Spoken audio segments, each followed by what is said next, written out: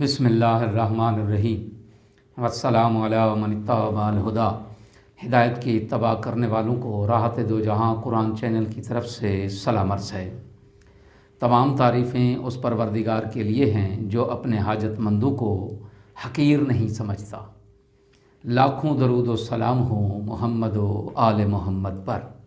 سامعین کرام صاحبان ایمان، ہمارے آج کے سبق کا موضوع ہے سورہ آل عمران کی آیت نمبر 88 اور 99۔ تو آئیے پروردگار کے پاک نام سے اپنے سبق کا آغاز کرتے ہیں۔ بسم اللہ الرحمن الرحیم۔ خالدین فیہا لا یخفف عنہم العذاب ولا ہم ینظرون۔ آیت نمبر 99۔ الا الذین تابوا من بعد ذلك واصلحوا فان اللہ غفور الرحیم۔ آیات کا ترجمہ۔ آیت نمبر 88۔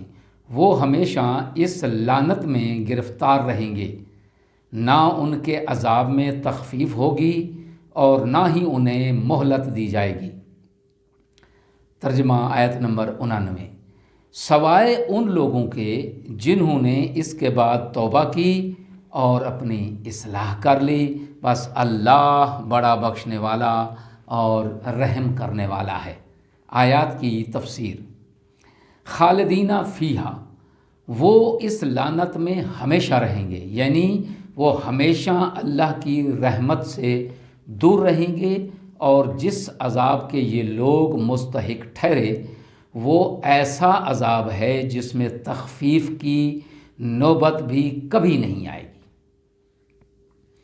الی الذین تابوا، البتہ توبہ کی گنجائش موجود ہے۔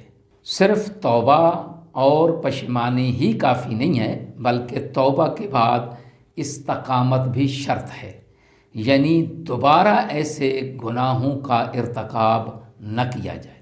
توبہ کا اصل مطلب ہی یہی ہے۔ وَأَصْلَحُوا، اصلاح سے مراد بھی یہی ہے کہ توبہ ایک باطنی انقلاب ہے اور خاص کیفیت کا نام ہے، اور اصلاح سے مراد اس کے مطابق عمل کرنا ہے۔ عمل نہ ہو تو ایک بار کا ارادہ کافی نہیں ہے۔ اسی لیے اللہ تبارک و تعالی ہمیشہ توبہ کے ساتھ اصلاح اور عمل کا بھی ذکر فرماتا ہے۔ ان آیات میں جو اہم نقطہ بیان ہوا ہے وہ ایک ہی ہے، اور وہ یہ کہ گناہوں کی مغفرت اور نجات کے لیے توبہ اور اصلاح دونوں کی ضرورت ہے۔ دعا ہے کہ خداوند عالم ہمیں گناہوں سے توبہ کرنے اور اپنی اصلاح کرنے کی توفیق عظیمہ عنایت فرمائے۔ وآخر دعوانا ان الحمد للہ رب العالمین۔